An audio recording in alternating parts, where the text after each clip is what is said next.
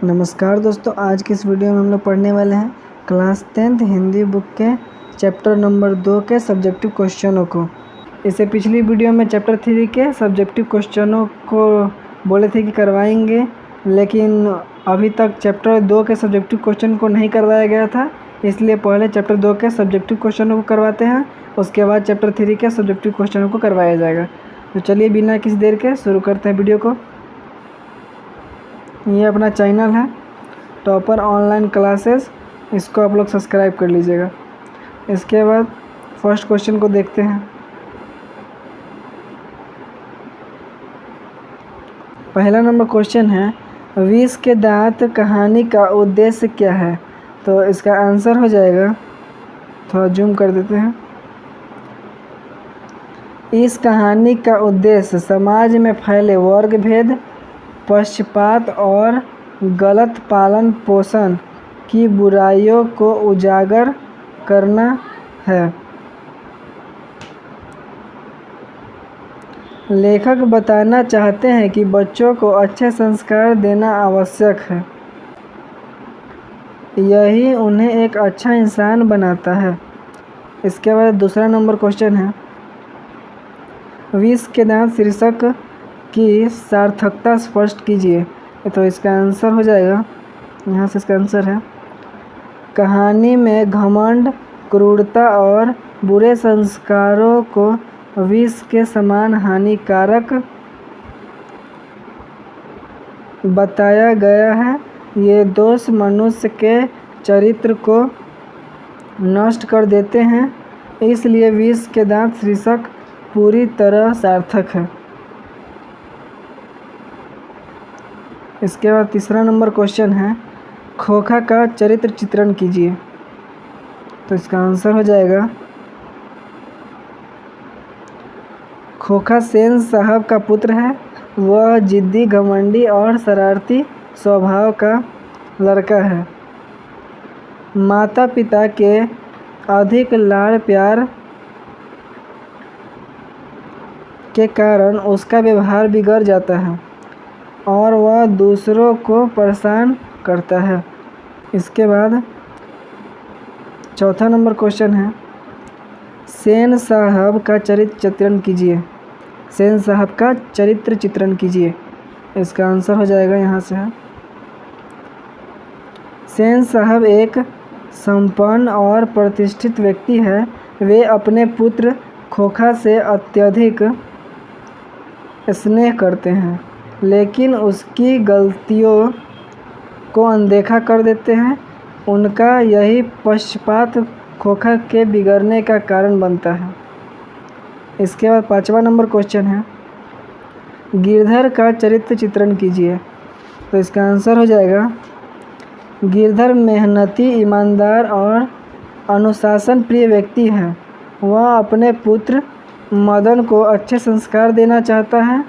वह न्याय प्रिय है और सही बात का हमेशा समर्थन करता है। इसके बाद छठा नंबर क्वेश्चन है, मदन का चरित्र चित्रण कीजिए। तो इसका आंसर हो जाएगा, मदन सरल, आज्ञाकारी, साहसी और स्वाभिमानी बालक है। वह अन्याय का विरोध करता है और अच्छे संस्कार वाला लड़का है। उसका व्यवहार खोखा से बिल्कुल अलग है। इसके बाद 7 नंबर क्वेश्चन है, खोखा और मदन में क्या अंतर है? इसका आंसर हो जाएगा, खोखा घमंडी, जिद्दी और बिगड़ा हुआ लड़का है, जबकि मदन सरल, अनुशासित और संस्कारी है। खोखा गलत काम करता है, लेकिन मदन सत्य और न्याय का साथ देता है। इसके बाद 8वां नंबर क्वेश्चन है, कहानी में सामाजिक असमानता का चित्रण कैसे हुआ है? तो इसका आंसर हो जाएगा, लेखक ने अमीर और गरीब के बीच होने वाले भेदभाव को दिखाया है। अमीर परिवार के बच्चों की गलतियां छिपा दी जाती है, जबकि गरीबों के साथ कठोर व्यवहार किया जाता है। इसके बाद 9वां नंबर क्वेश्चन है, कहानी हमें क्या शिक्षा देती है? इसका आंसर हो जाएगा, यह कहानी सिखाती है कि बच्चों को अच्छे संस्कार देना चाहिए, माता पिता को पक्षपात नहीं करना चाहिए तथा सभी के साथ सम्मान एवं न्यायपूर्ण व्यवहार करना चाहिए। इसके बाद 10वां नंबर क्वेश्चन है, लेखक का मुख्य संदेश क्या है? इसका आंसर हो जाएगा, लेखक का संदेश है कि गलत लाड़ प्यार बच्चों के चरित्र को बिगाड़ देता है। अच्छे संस्कार, अनुशासन और न्याय की भावना ही एक आदर्श समाज का निर्माण करती है। इसके बाद 11 नंबर क्वेश्चन है, खोखा का व्यवहार दूसरों के प्रति कैसा था? इसका आंसर हो जाएगा, इसका आंसर है, खोखा दूसरों के प्रति घमंडी और कठोर व्यवहार करता था। वह अपनी शक्ति और पिता के प्रभाव का गलत लाभ उठाता था तथा छोटे बच्चे को तंग करता था। इसके बाद 12 नंबर क्वेश्चन है, मदन का स्वभाव कहानी में कैसे उभर कर आता है? इसका आंसर हो जाएगा, मदन एक शांत, सरल, साहसी और स्वाभिमानी बालक है। वह अन्याय का विरोध करता है और अपने अच्छे संस्कारों के कारण सभी का सम्मान प्राप्त करता है। इसके बाद 13 नंबर क्वेश्चन है, गिरधर और सेन साहब के स्वभाव में क्या अंतर है? इसका आंसर हो जाएगा, गिरधर न्याय प्रिय, अनुशासन प्रिय और निष्पक्ष व्यक्ति है, जबकि सेन साहब अपने पुत्र का पक्ष लेते हैं और उसकी गलतियों को अनदेखा करते हैं। यही दोनों के स्वभाव का सबसे बड़ा अंतर है।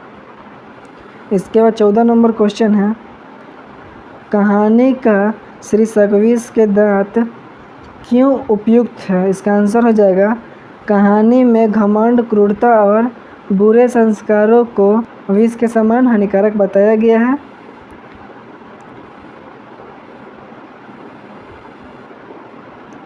ये व्यक्ति और समाज दोनों को नुकसान पहुंचाते हैं, इसलिए यह शीर्षक पूरी तरह उपयुक्त है। इसके बाद 15 नंबर क्वेश्चन है, लेखक बच्चों के पालन पोषण के बारे में क्या कहना चाहते हैं? इसका आंसर हो जाएगा, लेखक का मानना है कि बच्चों को केवल प्रेम ही नहीं बल्कि अनुशासन और अच्छे संस्कार भी मिलने चाहिए। सही शिक्षा और मार्गदर्शन से ही उनका व्यक्तित्व विकास होता है। इसके बाद 16 नंबर क्वेश्चन है, कहानी में न्याय की भावना कैसे दिखाई गई है? इसका आंसर है, गिरधर अपने पुत्र की गलती होने पर भी उसका पक्ष नहीं लेता। वह निष्पक्ष रहकर सही बात का समर्थन करता। इससे उसकी न्यायप्रियता स्पष्ट होती है। इसके बाद 17 नंबर क्वेश्चन है, कहानी का मुख्य पात्र कौन है? इसका आंसर हो जाएगा,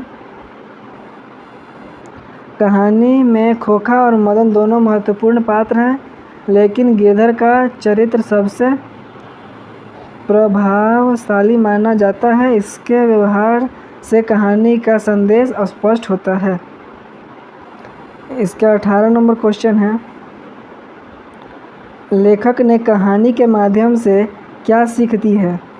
इसका आंसर हो जाएगा, लेखक ने सिखाया है कि बच्चों को अच्छे संस्कार देना, न्याय करना और सभी के साथ समान व्यवहार करना हर माता पिता का कर्तव्य है। यह एक अच्छे समाज की पहचान है।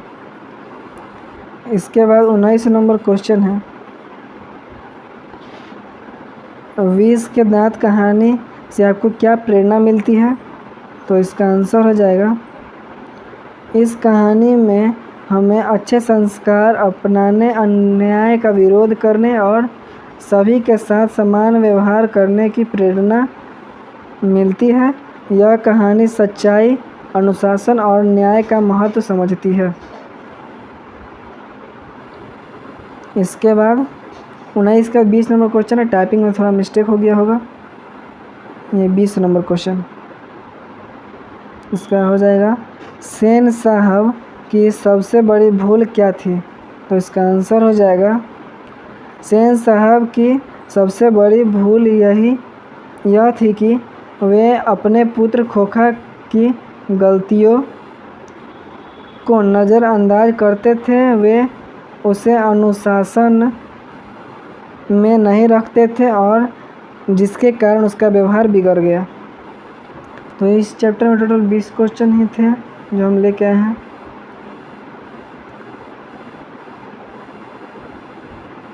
आप सभी को धन्यवाद इस वीडियो को पूरा देखने के लिए।